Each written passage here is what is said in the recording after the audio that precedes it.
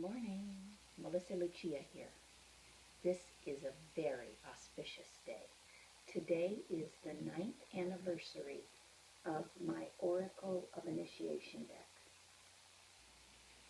This deck changed everything in my world, absolutely everything. And I want to share a little bit of the story with you about how the deck emerged, the progress of the artwork, and the ritualistic process that I underwent. And then I want to do a reading for us with the deck and show you how I work with it, because it's a deck that was created for all of us, a deck that speaks to that indigenous, ancient knowing, that earthen knowing within all of us, that to be more cosmic and expansive, we need to be more earthen and more grounded and more corporal. And so this is a celebration today of the deck and of the spirits that came through the deck. There's ancient cross-cultural guardians who came through for each of the painted body images. And so I'll take you back to 9 years ago today. I was living in Seattle, and there was this process that I was undergoing, and I sat and did some visualizations about my career and what I might want to focus on. And I'd done a couple of other choices that I had, and the deck had snuck in because honestly I didn't have the confidence to do a project this big then. The confidence came while I did the project, but I sat there and I thought, okay, that sounds cool, I'd like to do a deck, even though I didn't think I could. So I sat there, and the top of my head blasted open, and sparkles went down every single chakra and back up. I'd been listening to Carolyn Mace's Advanced Energy Anatomy, which is an amazing set of CDs about earthing spirit-driven ideas and about how all of the archetypal issues that you go through with each chakra as you try to bring through these things that have a lot of energy. And I went, whoa, I guess I'm doing the deck. And I didn't anticipate it. It snuck up on me, but don't those big things sneak up on us? They sneak up on me. I try to control things, and they swoop in, and you go, oh, I guess I'm doing this. Well, thank you. So I'm going to do some storytelling, and then I'm going to do a reading with the deck, and I'm so glad you're here. And a funny thing, I'm a recovering perfectionist. So I have a part of me that you would never see anything that I did because I would try to manage it so much and make it perfect, which doesn't even happen on the earth plane, mostly, and perfection and imperfection. And so I recorded part of this video earlier with the books, and I'm the Headless Horsewoman, and I'm going to go with it. So you're going to see my mouth at certain points, you'll see the books, but recovering perfectionists, So in some ways, even though the deck started that day when the sparkles went down, the artwork really started from my Earth and Body series. And thanks to Jack Wonderly for helping me set up this book. This was the first book that I published. And I love this book.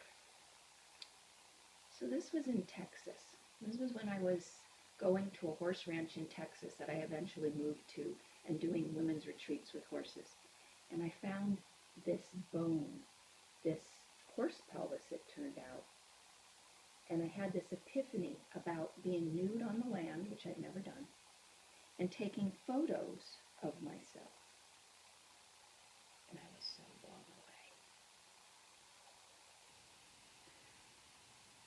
This whole project brought me into my body and my sexuality and my femininity and my power in ways I never could have imagined. And so I was a newbie to the desert, and so I chose to take my top off and not lay down completely at this point because there's just too much prickles going on there. But this series of photos happened that day in the desert on Madera Hills Ranch. There's nudes, you're going to have to deal with it. That opened something up in me where I had this entire process where for a year and a half, this is in Washington State on the coast, nudes, where I took all of these photos where I became part of the land again. And I was mirroring myself back to myself. It was this process of being a female in this culture. I was in my late 30s. I'm aging. Still a lot of stuff in this culture about women's value being and how they look.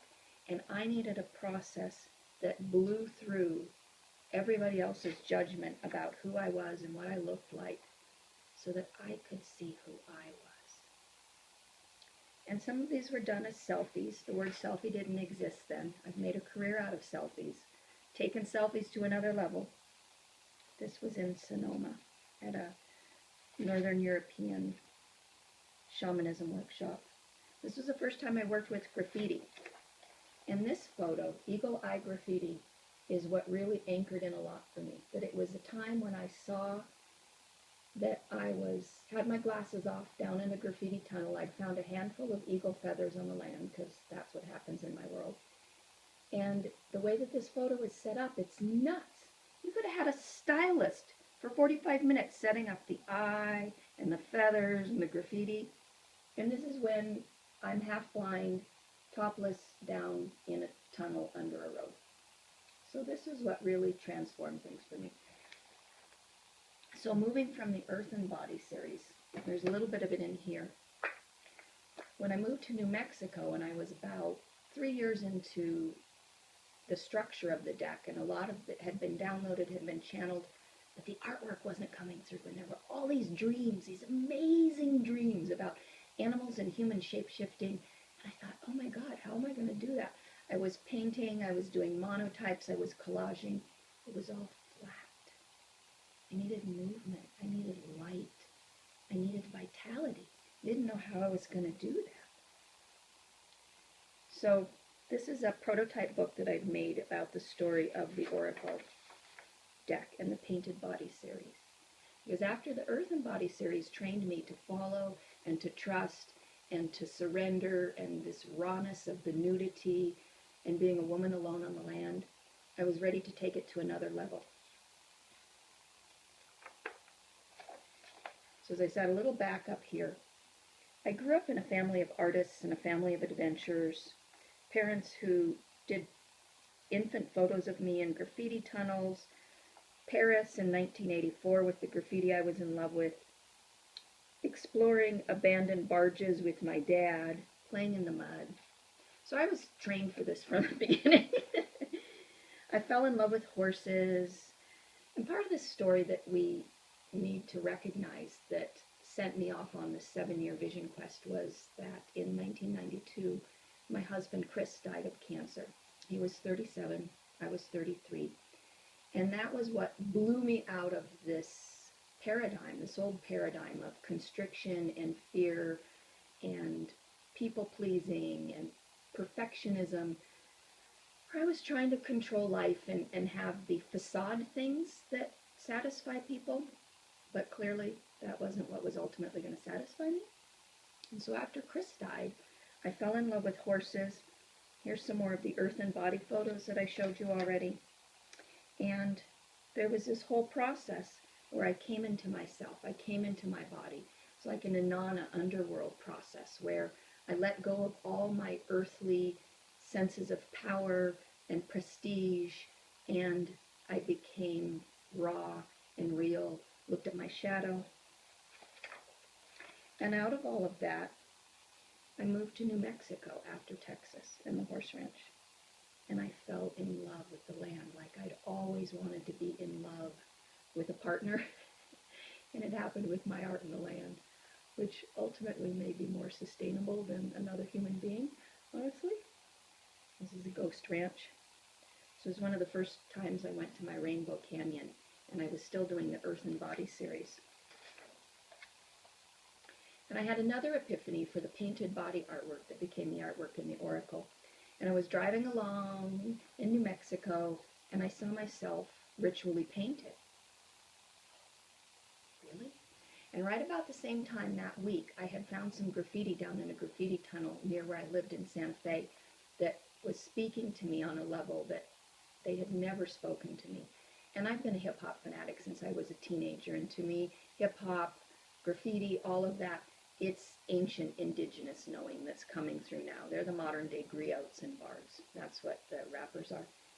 But I had this epiphany in the car of tribally painting myself, and then I saw the graffiti tunnels, and I thought, oh my God, I'm going to take this to another level. I'm going to do the Earth and Body series, and I'm going to do that painted.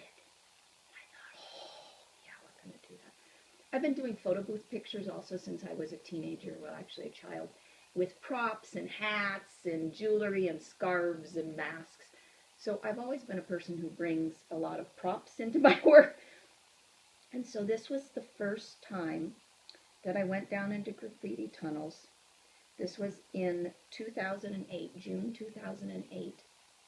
And those dreams about animals and human shape-shifting, they came alive down in those tunnels. And so you see that this is the rainbows in the dark. This is our greatest gifts being hidden in our shadows if you can transmute it. And so this was some of the first shoot that I had. And when I saw those images, I went, oh my God, I think this could be the artwork for the deck. And so I sat in my apartment, and I sat there and I went, because this is spirit-driven work, this is a co-creation. And I went, no, I asked, is this the artwork for the deck? And I was so excited because I wanted to get the deck evolving into the artwork portion. And there was this void, this universal void. And I went, oh, I could tell it wasn't a yes and it wasn't a no. It was a void. It's different. Really different. And I went, oh, you're being coy. Well, two can play this game. And I said, I loved this process so much, I'm going to do it without any expectations. And we'll just see what happens. And so out of that, my take is, it took about 3 months for me to realize, maybe 10 photo shoots, that it was the artwork for the deck. But my take is the universe, I have such a controlling side, that they didn't want me to try to manage it with my mind. They just wanted me to do it. They wanted me to go into it. And so that's why I didn't get an answer for a while. That's why I just had to keep showing up and doing the process and painting myself and seeing what occurred down in those graffiti tunnels.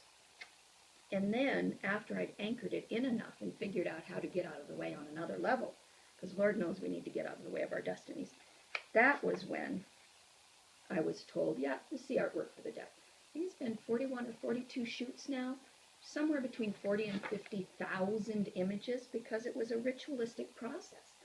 It was selfies, as I said, but selfies didn't exist then, that word. And I was dancing. It was a ceremony. It was a ritual. And I became other. And it was this magical process that brought me to my sovereignty in a way I couldn't touch years before. So this is just some of the images that came through in this process. Some of the images are in Abiquiu, where Georgia O'Keeffe lived, my favorite place on the planet, in New Mexico, with rainbow earth. Some of them are down in graffiti tunnels. I'm standing in water here, about thigh deep. This was the day in New Mexico when Zozobra happened, which is their Burning Man, and I was down in the tunnels painted. So that's just some of the story of the Oracle of Initiation deck, and we're 9 years into it now. 9 years. This project that I prayed for work that was amazing and fulfilling and magic and yummy, and it came through. So now I'm going to do a reading for you, for us, about where we're at this time, because we've had the blood moon eclipses, and there's all of these openings and transformations happening. We're between the equinox and the solstice. And let's see what the cards have to say. And I'll show you how I work with the cards.